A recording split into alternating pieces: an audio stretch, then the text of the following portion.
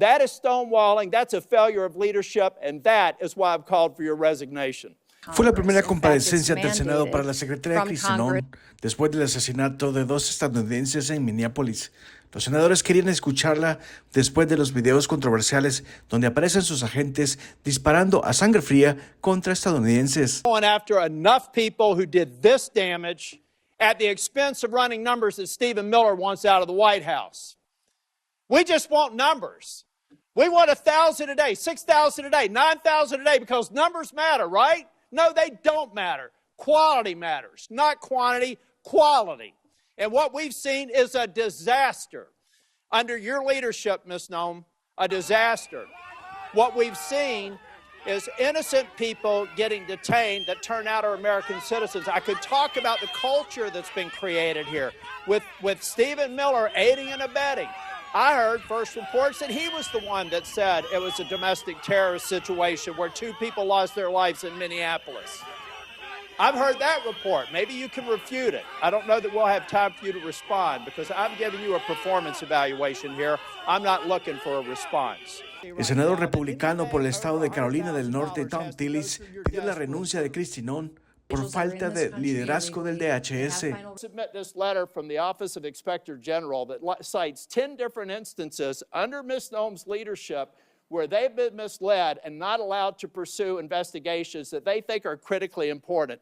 Does anybody have any idea how bad it has to be for the OIG in this agency to come out and do this publicly? That is stonewalling, that's a failure of leadership, and that is why I've called for your resignation. And if I don't get an answer to these questions, I don't want an applause. Please don't do that for me.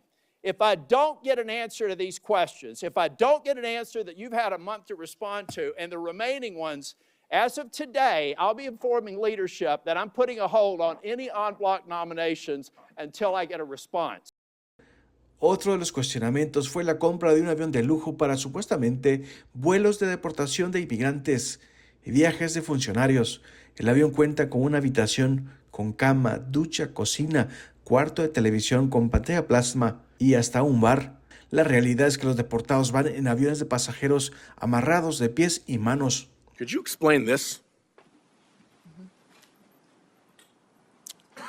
Sir, I'm looking at a picture of an interior. Looks like a bedroom. Of an airplane? Yes, sir.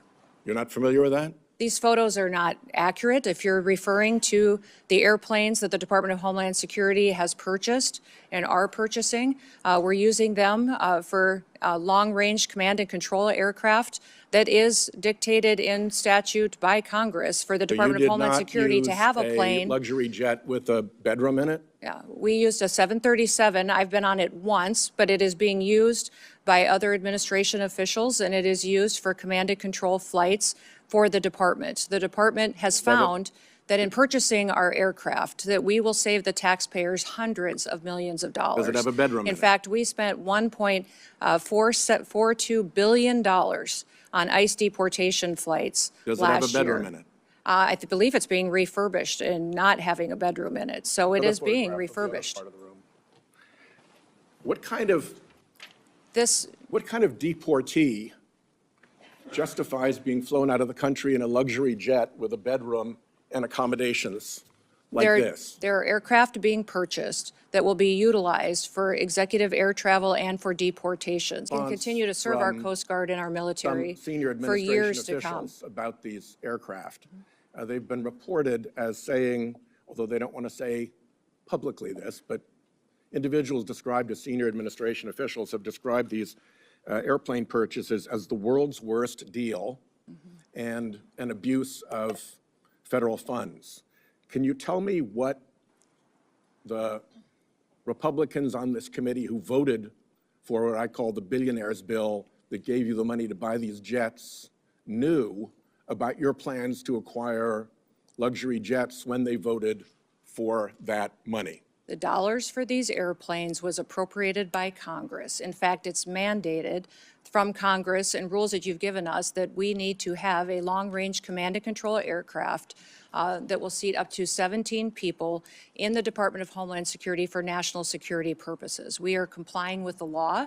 Those planes are being refurbished and will be utilized for that, see. and they'll be quick utilized questions by in my members of last the minute, if you administration don't and mind. other components. First, They will also cut our costs, sir, First, in my last by minute. almost Con un valor de $70 millones, el avión sería utilizado para deportar a inmigrantes y viajes de funcionarios del gabinete, según el DHS. El lujo de la nave no concuerda con la práctica actual de la deportación de inmigrantes. Expertos creen que el DHS compró el avión con la excusa de usarlo para deportación para que fuera aprobado. Who does Tom Homan work for? You or the president? the president. Okay. Why is that? Because I believe the president recognized that you weren't getting it done in Minneapolis, and you're putting us further away from pointing to this. We're beginning to get the American people to think that deporting people is wrong. It's the exact opposite. The way you're going about deporting them is wrong. The fact that you can't admit to a mistake, which looks like under investigation, is going to prove that Ms. Good and Mr. Pretti probably should not have been shot in the face and in the back. Law enforcement needs to learn from that. You don't protect them by not looking after the facts. Not only should the FBI be investigating it, but every single law enforcement agency in that jurisdiction should be invited to it, so our law enforcement officers do not have this pall cast upon them. One of the reasons why ICE officers are having threats, and damn the people that threaten ICE officers, because so many of them are doing a good job, is because you've cast a pall on them by acting like we should investigate things differently. Officer-involved shootings have a formula that we should go through every time. And we're not going through that formula. As a matter of fact, in Ms. Good's case, I think that they were even saying that maybe there wasn't even a need to do it in the DOJ. I hope that that's changed. But I'm telling you, it was a civil rights review. I saw your frown. You can correct me if I'm wrong. But originally, Blanche said there wouldn't be an investigation.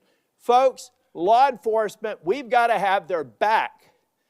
We've got to make it clear when they make a mistake, then they get corrected for it.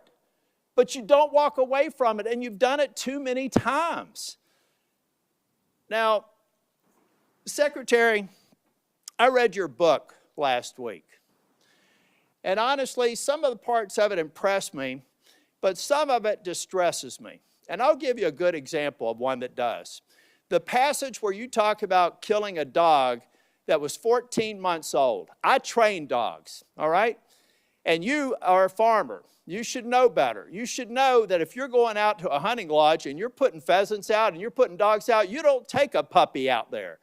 A 14-month-old dog is basically a teenager in dog years. You decided to kill that dog because you had not invested the appropriate time in training, and then you have the audacity to go into a book and say it's a leadership lesson about tough choices. It's in your book. We could play it if we had time. At that same lunch hour, you killed a goat.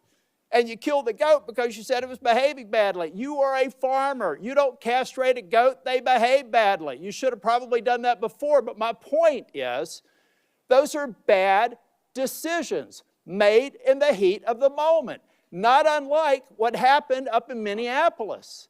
We're an exceptional nation. And one of the reasons we're exceptional is we expect exceptional leadership. And you've demonstrated anything but that in the time that I've seen you responding to the emergency in North Carolina and across the Southeast, and acknowledging when mistakes are made, and speaking too soon for the expedient of social media or whatever it is.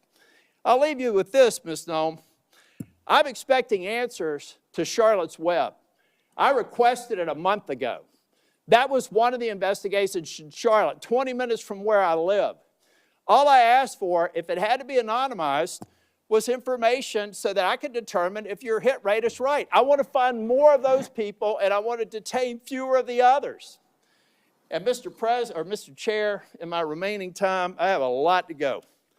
But I want to submit this letter from the Office of Inspector General that cites 10 different instances under Ms. Noem's leadership where they've been misled and not allowed to pursue investigations that they think are critically important. Does anybody have any idea how bad it has to be for the OIG in this agency to come out and do this publicly?